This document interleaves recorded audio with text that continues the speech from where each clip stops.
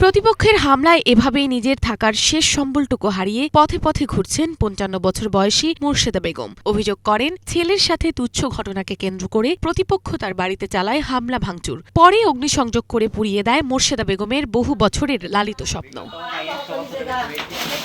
নারায়ণগঞ্জের রূপগঞ্জে প্রতিপক্ষের এমন হামলায় পথে বসেছে এই পরিবারটি। ১৩ তারিখ রাতে উপজেলার কাঞ্চন পৌরসভার কেন্দুয়া খালপাড় এলাকায় ঘটে এই অমানবিক ঘটনা। হামলার শিকার মোর্শেদা বেগমের ছেলে ভুক্তভোগী তরিকুল ইসলাম বলেন, বিরাবো মস্তাবপুর খালপাড়ের বাসিন্দা বাদশাহ বিপ্লব খোকন ও ডালিমদের সাথে পূর্ব শত্রুতার জেরে আমাদের বাড়িঘরে হামলার ঘটনা ঘটায় তারা। টিভি ফ্রিজ যত মালমাত্রা আছে, কোদাল, যত কুড়াল, যত কিছু আছে সব গাড়ি বইরা বইরা সব খোকন, তারপর হইলো আপনার বাদশাহ, এবারে কিরণ, এবারে দীপক, এবারে আক্তার, তারপরে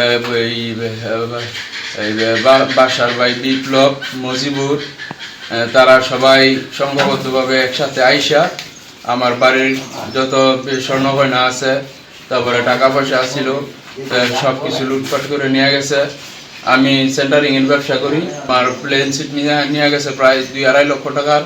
তারপরে আমার কলমের ফর্মা আছে, আমার এই কলমের ফর্মা লয়ে গেছে ২-২.৫ লক্ষ টাকার। এ সময় বাড়িতে হামলা করে আসবাব ভাঙচুর করে, পরে ঘরে থাকা নগদ টাকা ও স্বর্ণালংকার লুটে নেয় বলে অভিযোগ করেন তিনি। হামলা ভাঙচুরের সময় ভুক্তভোগীদের চিৎকারে এলাকাবাসী চলে আসলে আগুন লাগিয়ে হামলাকারীরা পালিয়ে যায়। পরে থানায় অভিযোগ দায়ের করা হয়। তালা ভাঙার পর আমার বউ খুলছে, খোলার পর বলতেছে যে আপনার কেন তারিগুলো না, এই দেখো তা না, তারিগুলো ঘরের ভিতর আছে, তো তারিগুলো ঘরের ভিতর আছে, দরজা খুলে দিচ্ছে, দেন আপনার দেয়া যান, তারিগুলো নাই। এটা করার পরে আমার বউরের না দইরা এই পিস্তল ধরছে দুইজনে, পাশায় আরেকজনে, পরে দাও দেখায় কোনো কথা কবি না, তারা নিজেরা আমার গলার দিন সম্পূর্ণ আলমারি আছে, সুগার আছে, সিন্ধু আছে।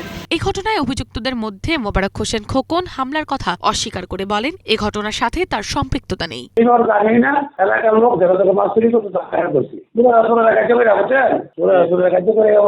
এ ঘটনায় নারায়ণগঞ্জের রূপগঞ্জ থানায় একটি অভিযোগ দায়ের করা হয়েছে। তদন্ত চলছে, মামলার প্রক্রিয়া চলমান বলে জানান রূপগঞ্জ থানার ভারপ্রাপ্ত কর্মকর্তা ওসি লিয়াকত আলী। ওটা তদন্ত চলতেছে, কিছু আসামির নাম রেজিস্ট্রেশন করছে, দেখে ঠিকঠাক করে মামলা নিয়ে নিব।